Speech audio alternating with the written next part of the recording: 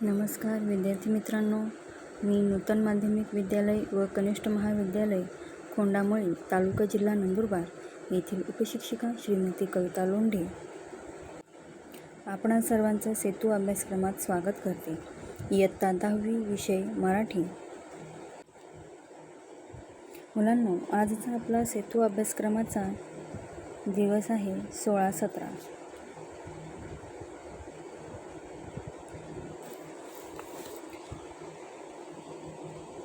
क्षेत्र आहे श्रवण, वाचन, लेखन।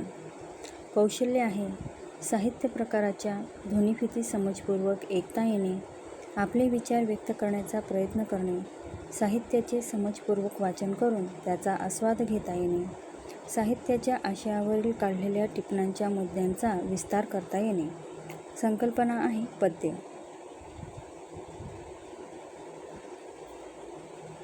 चला तर मग जाणून घेऊया। मुलांनो, आपण दिवस 1 ते दिवस 14 या भागामध्ये पद्य आणि गद्य दोन्हीही अभ्यासले आहेत, साहित्य अभ्यासले आहेत। ठीक आहे, आता आपल्याला दिवस 16 ते दिवस 29 हा दुसरा भाग अभ्यासायचा आहे। तर या दुसऱ्या भागामध्ये आणि पहिल्या भागामध्ये आपण काय शिकलो आहोत याची थोडी आपण चर्चा करायची आहे। ठीक आहे, मग पहिल्या भागामध्ये आपण दिवस 4 आणि 5 यामध्ये एक छोटीशी कविता, बडबड गीत आपण बघितले होते आणि गद्य आणि पद्य यामधील तुलना देखील आपण केली होती। बघा, आठवत आहे का तुम्हाला काही? वरती हे एक वाक्य दिले आहे, गावाच्या पूर्वेकडे नागमोडी वळणे घेत नदी वाहते, तिच्या मनात काय चालते हे अद्याप कळालेले नाही। हे म्हणजे काय आहे? हे आहे गद्य। आणि गावाच्या पूर्वेकडून नदी वाहते घेत नागमोडी वळणे, काय तिच्या मनात चालते हे अद्याप नाही कळले। हे वाचताना याच्यामध्ये लय निर्माण होतो, हो की नाही? तर या लययुक्त वाचण्याला आपण पद्य असे म्हणत असतो। इथे छोटंसं एक बडबड गीत दिलेलं आहे, हेही आपण मागच्या भागात बघितलं होतं।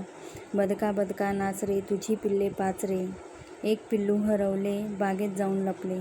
मग सुरुवातीला आपण गद्य आणि पद्य याविषयी थोडीशी चर्चा करूया। तर गद्यामध्ये आपण काय काय बघितले होते मागच्या भागात?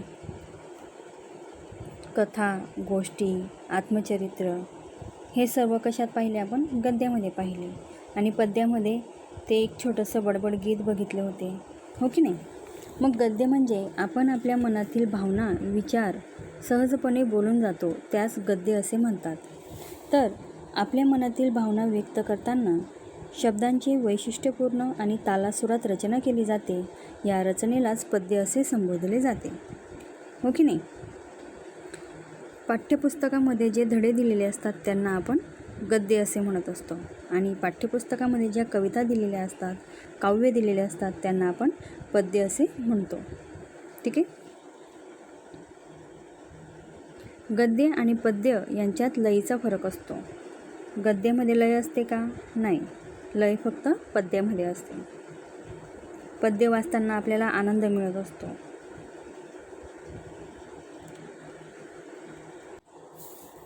तसेच गद्याची रचना करताना लेखक व्याकरणाच्या दृष्टीने गद्याची रचना करत असतो, हो की नाही?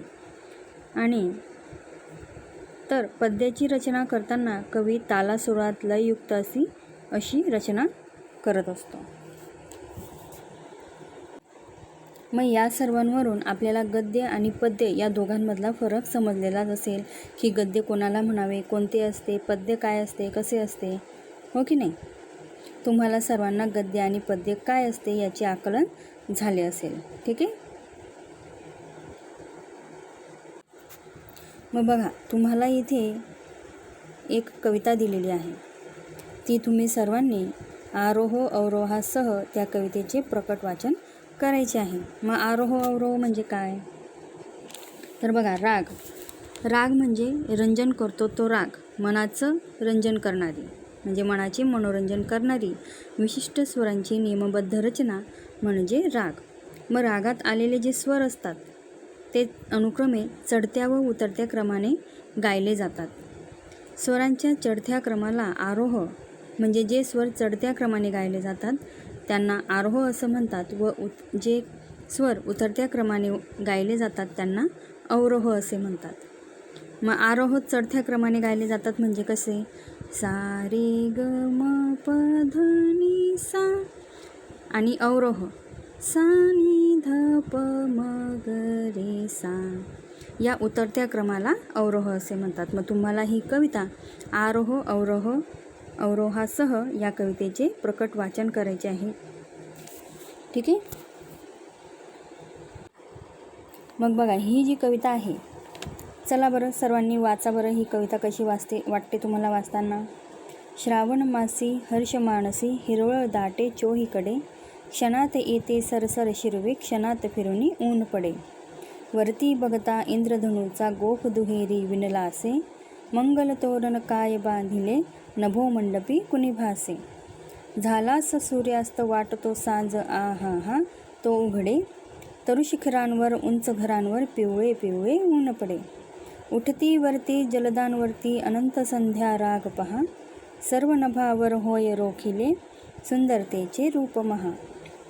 बला कमाला उडता भासे कल्पसुमांची माळ चिते, उतरूनी येती अवनीवरती ग्रहगोलाची की एकमते.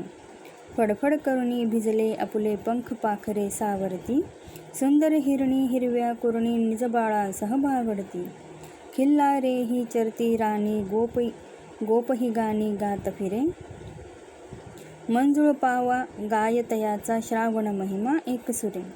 सुवर्ण चंपक फुलला विपिनी रम्य केवडा दरवळला, पारिजातही बघता भामा रोषमणीचा मावळला. सुंदर परडी घेऊन हाती पुरोपकंठी शुद्धमती, सुंदर बाला या फुलमाला रम्य फुले पत्री कुडती. बघा कसं वाटलं बरं तुम्हाला हे ऐकताना वाचताना? आणि या अगोदर पहिल्या भागामध्ये आपण जे बडबड गीत वाचलं होतं ते बघूया. बघा हे छोटंसं बडबड गीत आहे. बदका बदका नाच रे पिल्ली तुझी पिल्ले पाच रे, एक पिल्लू हरवले बागेत जाऊन लपले. तिकडून आले पोलीस दादा, ते म्हणाले बाळ तू कोणाचा, मी माझ्या आईचा, आई गेली कामाला, मी जातो शाळेला. बघा किती साधे आणि सोपे शब्द या गीतामध्ये आलेले आहेत की तुम्हाला ही गीत वाचताच तुम्हाला त्यामधला अर्थ लगेच समजणार आहे, हो की नाही? आणि ही कविता वाचल्यानंतर तुम्हाला यामध्ये असे शब्द आलेले आहेत की त्यांचा अर्थ तुम्हाला लगेच लागणार नाही. म्हणजेच यामध्ये कठीण शब्द दिलेले आहेत, म्हणजे सोपे शब्द जे आहेत त्यांचे पर्यायी कठीण शब्दांचा या कवितेमध्ये वापर केलेला आहे. तर हा फरक दोघं गीतांमध्ये आपल्याला दिसून येतो, हो की नाही? तुम्हाला सर्वांना अजून या दोन्ही कवितांमध्ये गीतांमध्ये कोणता फरक जाणवतो तो तुम्ही शोधायचा आहे. ओके, चला मग पुढे बघूया. पुढे आहे सक्षम बनूया. मग बघा तुम्हाला इथे अजून एक कविता दिलेली आहे. या काव्याच्या आधारे कवितेच्या आधारे तुम्हाला काव्याची वैशिष्ट्ये शोधायची आहेत. मग काव्याची वैशिष्ट्ये काय असतील बरं? बघा वाचा अगोदर ही कविता, मग काव्याची वैशिष्ट्ये काय असतील ते तुम्ही सांगायचे आहेत. रंगरंगुल्या सान सानुल्या गवत फुला रे गवत फुला. ही कविता बहुतेक तुम्हाला इयत्ता 6वीला असेल, हो. असा कसा रे मला लागला सांग तुझा रे तुझा लळा, मित्रासंगे माळावरती पतंग उडवीत फिरताना, तुला पाहिले गवतावरती झुलता झुलता हसताना. बघा काय या काव्याची वैशिष्ट्ये काय असतील बरं?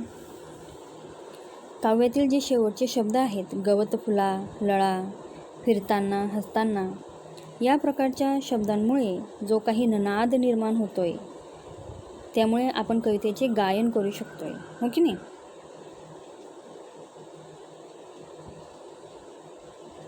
म्हणजेच या प्रत्येक ओळीच्या शेवटी यमक जुळणारे शब्द दिलेले आहेत.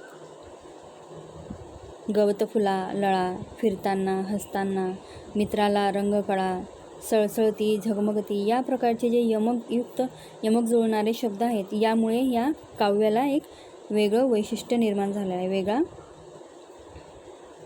एक वेगळी शब्दरचना असल्यामुळे त्यांच्यामध्ये एक नाद निर्माण होतोय आणि आपण त्यामुळे तिला गाऊ शकतोय. म्हणजे जसे गद्यामध्ये असतात एक सामान्य वाक्य असते, व्याकरणयुक्त वाक्य असते, त्यांना आपण गाऊ शकतो का? नाही गाऊ शकत. पण पद्यामध्ये तसे नसते. पद्यामध्ये नाद असतो, यमक असतात, त्यामुळे आपण त्यांना गाऊ शकतो. हे एक काव्याचं वैशिष्ट्य आहे. ठीक आहे. मग अजून दुसरं काय वैशिष्ट्य असेल बरं काव्याचं? शब्दरचना जी आहे काव्याची ती काव्यमय आहे, माधुर्य आहे त्यामध्ये,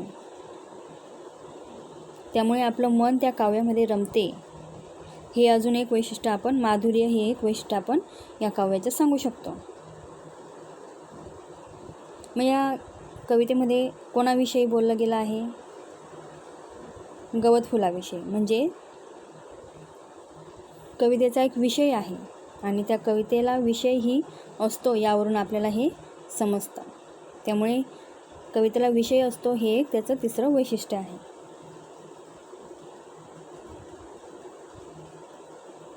काव्य हा वाङ्मय प्रकार प्राचीन आहे. ठीक आहे. हे एक वैशिष्ट्य त्याचं असं आहे की काव्य हा वाङ्मय प्रकार खूप प्राचीन आहे.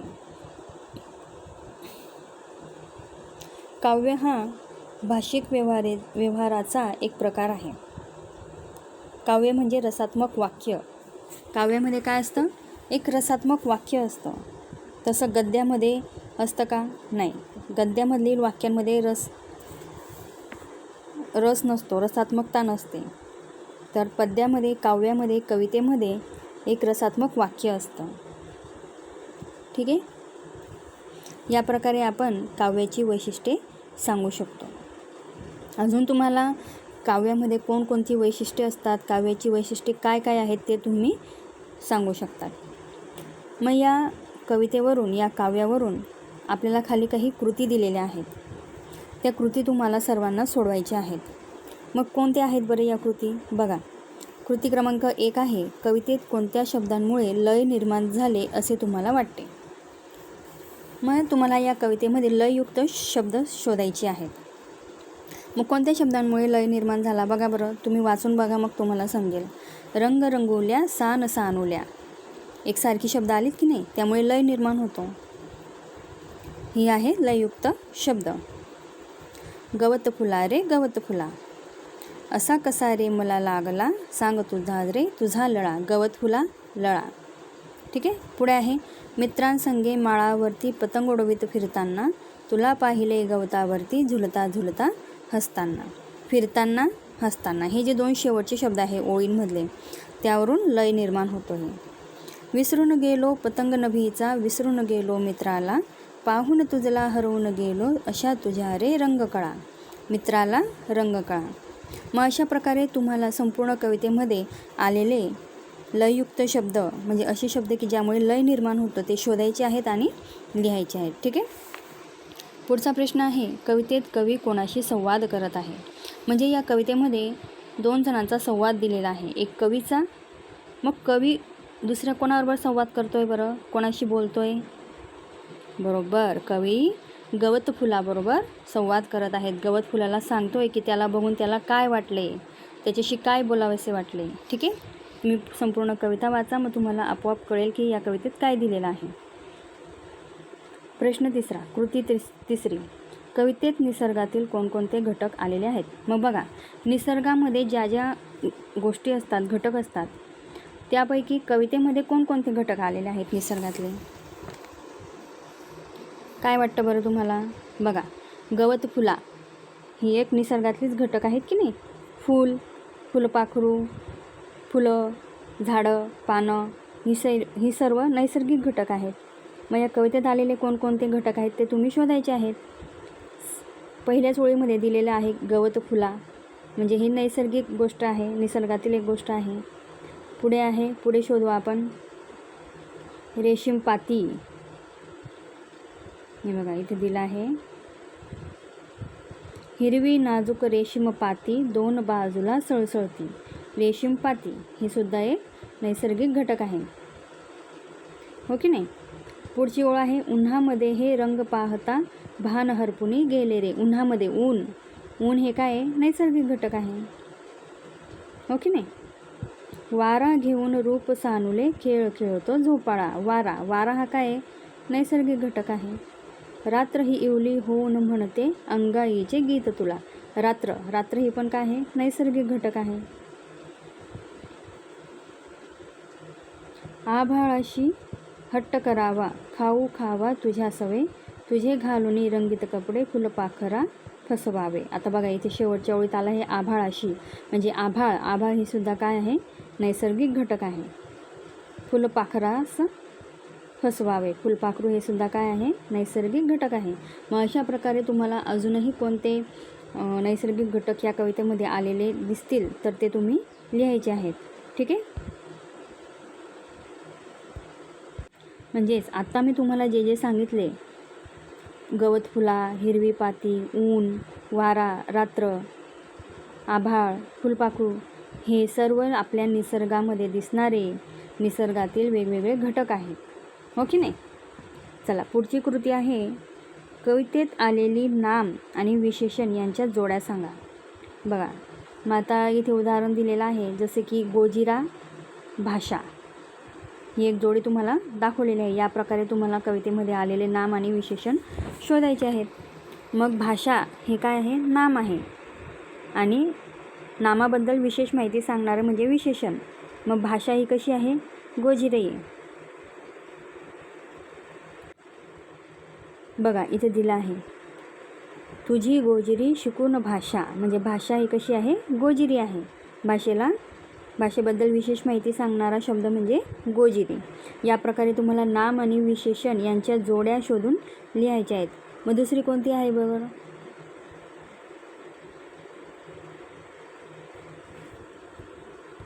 बघा इथे एक अजून ओळ दिली आहे, निळ निळुली एक पाकळी. पाकळी हे काय आहे, नाम आहे आणि त्याबद्दल विशेष माहिती सांगणारा शब्द कोणता आहे, निळ निळुली. पाकळी कशी आहे, निळ निळुली, म्हणून पाकळी हे नाम आणि निळ निळुली हे विशेषण आहे, ठीक आहे. अजून बघा बरं तुम्हाला दिसतंय का.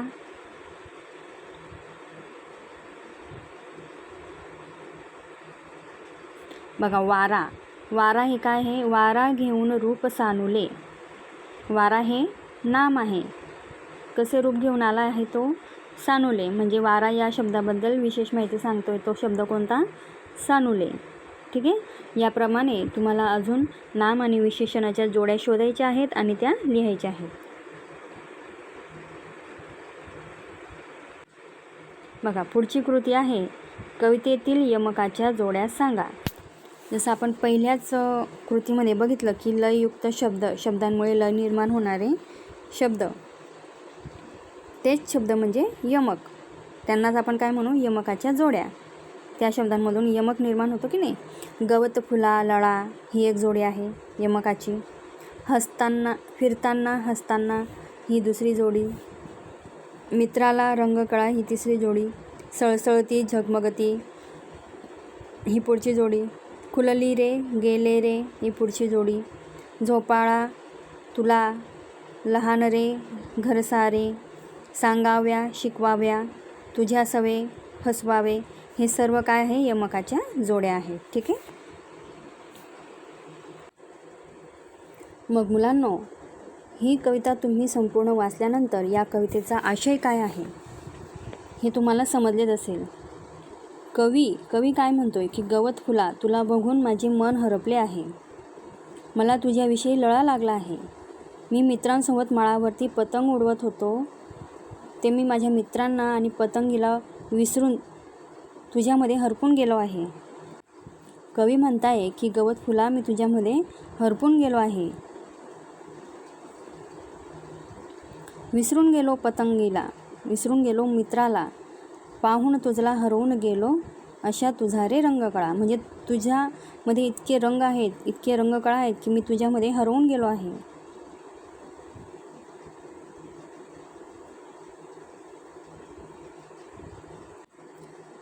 लाल पाकळी खुलली रे उन्हामध्ये रंग पाहता, म्हणजे उन्हामध्ये तुझ्या लाल पाकळी खुललेली दिसते आहेत. उन्हामध्ये तुझे रंग पाहून मी हरपून गेलेलो आहे. वारा घेऊन रूप सानुले खेळ खेळतो झोपाळा. वाऱ्यासोबत गवत फुल हालतंय, झोपाळा घेतोय. रात्र ही इवली होऊन म्हणते अंगाईचे गीत तुला. रात्रसुद्धा तुला अंगाईचे गीत म्हणते. तर ते बघून मलाही असं वाटतंय की मी पण लहान होऊ, तुझ्यावानी, तुझ्यासारखं मी पण लहान होऊ आणि सदा तुझ्यासोबत राहू, तुझ्या संगतीत राहू. विसरून शाळा घर सारे, म्हणजे शाळा आणि घर विसरून मी तुझ्यासोबतच राहू असे कवीला वाटत आहे. तुझी गोजरी शिकून भाषा, म्हणजे तुझी भाषा, तुझी गोड गोजरी भाषा मी शिकून मी तुला तुझ्या भाषेमध्ये काही गोष्टी सांगाव्या, तुझ्यासोबत खेळ खेळावे, तुझे खेळ शिकावे आणि तुला जादू दाखवावी असं कवीला वाटतंय.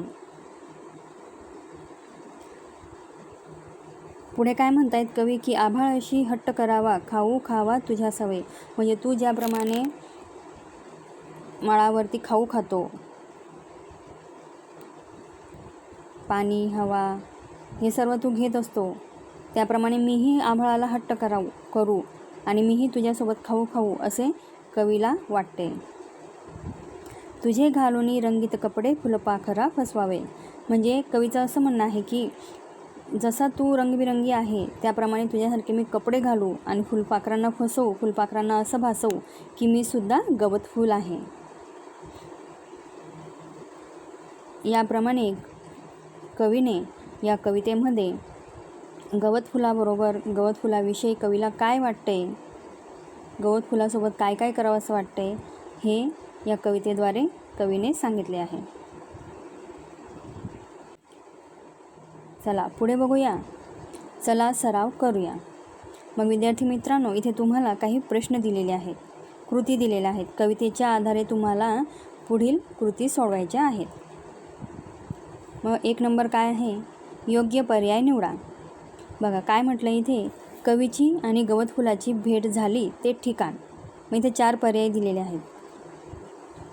अ बागेत, ब कवीच्या घरी, क माळावर आणि ड शाळेत.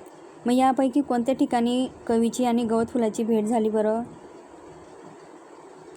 तर याचं उत्तर आहे क माळावर.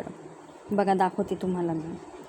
बघा इथे कवीने काय म्हटलं आहे, मित्रांसंगे माळावरती पतंग उडवित फिरताना तुला पाहिले गवतावरती झुलता झुलता हसताना. म्हणजेच गवत फुला कुठे होतं, माळावरती होतं, हो की नाही.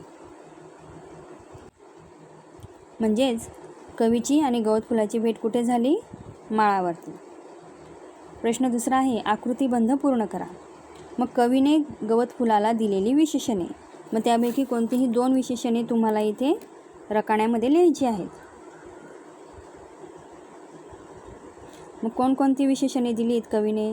रंगरंगोल्या, सान सानुल्या, सुंदर, सुंदर रंगकळा, या प्रकारची विशेषणे कवीने गवत फुलाला दिलेली आहेत. आपण कवितेमध्ये बघितलेच आता.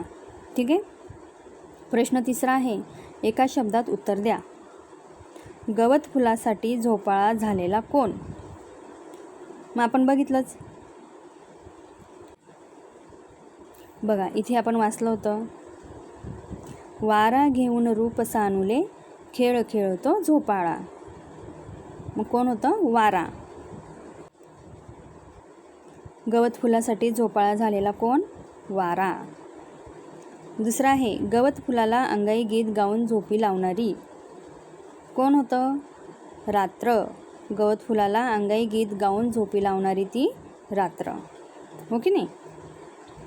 पुढे आहे, कल्पक होऊया. बघा पाठ्यपुस्तकातील कवितेमध्ये वर्णिलेल्या निसर्गदृश्यांचे निसर्गचित्र रेखाटण्यास सांगावे. तुमच्या पाठ्यपुस्तकामध्ये जी कविता आलेल्या आहेत त्या कवितांमध्ये जे निसर्गदृश्याचे निसर्गचित्र दिलेले आहेत त्यांचे तुम्हाला रेखाटन करायचे आहे.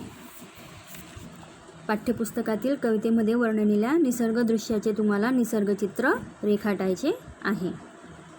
पुढे आहे, विद्यार्थ्यांनी अनुभवलेल्या श्रावण महिन्याचे वर्णन काव्यात करण्यास प्रोत्साहित करावे.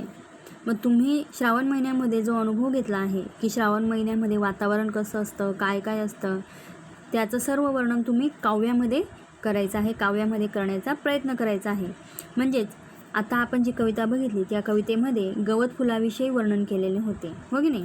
मग त्याचप्रमाणे तुम्हाला श्रावण महिन्याचे वर्णन काव्यात करायचे आहे, म्हणजे एक छोटीशी कविता तुम्हाला तयार करायची आहे. ठीक आहे. पुढे आहे, विद्यार्थ्यांनी वरील दोन्ही कवितेतील निवडक शब्द घेऊन ते काव्यात बांधण्याचा प्रयत्न करण्यास सांगा. म्हणजे तुम्हाला मी आता 2 कविता दाखवल्या, त्या तुम्हाला वाचूनही दाखवल्या. मग त्या दोन्ही कवितांमधील काही निवडक शब्द तुम्ही घ्यायचे आहे, तुम्हाला आवडतील ते, आणि ते निवडक शब्द घेऊन त्यातून एक नवीन काव्य तयार करायचं आहे. हो, ठीक आहे. मग हे नवीन काव्य तयार करण्यासाठी तुम्ही इयत्ता 3चे बालभारती या पाठ्यपुस्तकातील बोलणारी नदी आणि आम्ही कविता करतो व मधमाशीने केली कमाल यासारख्या पाठांचं वाचन करू शकतात. तर मुलांनो, अशा प्रकारे आज आपण सेतू अभ्यासक्रमाचा दिवस 16-17 अभ्यासला आणि त्यामध्ये पद्य म्हणजे काय, पद्यरचना कशी असते, हे आपण आज अभ्यासले आहे. धन्यवाद.